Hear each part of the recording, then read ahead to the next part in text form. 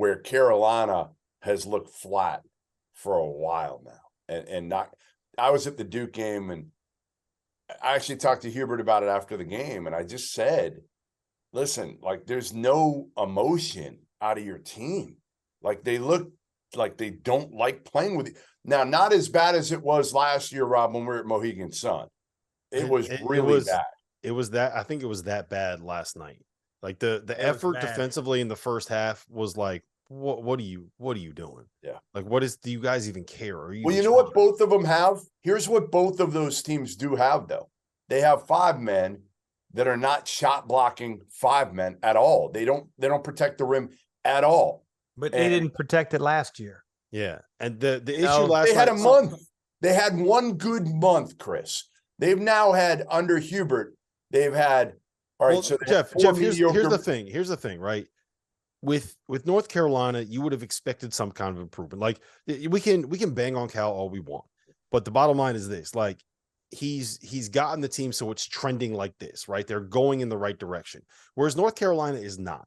And then last night, so to me, Kentucky is like a flawed defensive team, which means that they can try as hard as they want. There's still going to be ways. They're never going to be Virginia, right? There's still going to be ways that you could break them down. It was not an effort thing with Kentucky last night. It was kind of like a personnel matchup kind of a deal. Whereas North Carolina did not look like they were trying.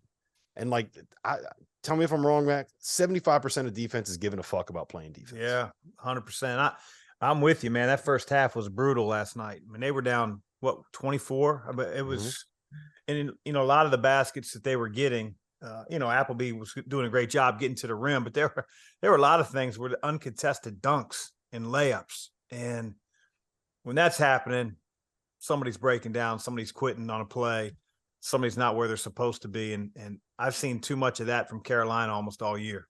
Yep. They don't have their best win right now is Ohio State on a neutral. That's their only quad 1 win. They're 1-8 in quad 1 games. And I know we're crushing them on the defensive end, but offensively, I feel like, it goes hand in hand. If you're not giving a rat's ass on the defensive end, it's hard to play together on the offensive end. And we've talked about trying to get the ball into Baycott, and it's not happening. They're taking wild shots. The ball's on the perimeter with 6 seconds left in the shot clock. They're not playing inside out. It's not a good look. I think Baycott's on the perimeter a lot, handing off and not really doing anything. So he's got to touch the ball somehow, right? Like, yeah, throw it into him. I get it, but it's not going to be very effective. All right, we got about 90 seconds left here, but I do want to ask you this because one of the things that came out last night, Hubert said it in the post-game press conference, I believe, or he told a reporter or something. But he talked about it that they had a big like locker room talk, and they kind of sat down and they had we got to air everything out. We're going to air out our grievances. That's never a good thing, like in the middle of February, right? Like that's the kind of thing, that's the kind of stuff you want to figure out in December, right?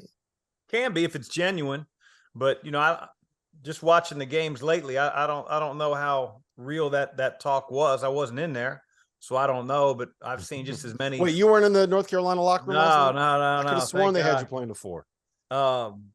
But I've seen just as many. Would North Carolina have been better or worse defensively if you were at the 4 last night?